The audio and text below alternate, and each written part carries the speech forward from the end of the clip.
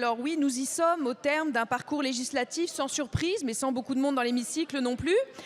Le texte qui nous revient de la commission mixte paritaire confirme nos pires craintes. Il n'est pas un projet de loi contre la fraude, mais un projet de loi contre les pauvres.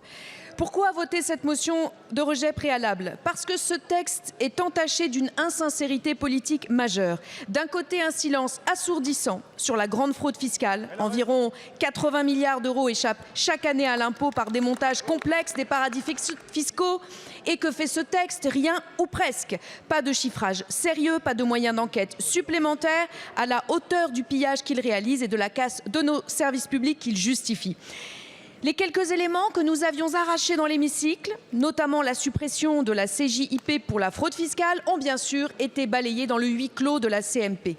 Les fraudeurs fiscaux pourront toujours négocier, ils peuvent frauder tranquilles. Les assurés sociaux, eux, ne pourront pas compter sur la bienveillance de la puissance publique. Car ce projet de loi aggrave la traque des allocataires. Pour 0,3% de fraude aux allocations chômage et 0,01% pour les retraites, vous déployez un arsenal de surveillance digne des pires dystopies.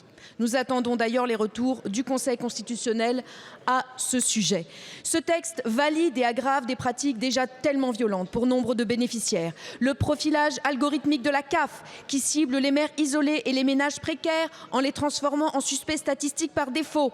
L'intrusion numérique massive avec l'accès aux données bancaires sans juge, faisant fi de la jurisprudence européenne et du respect de la vie privée.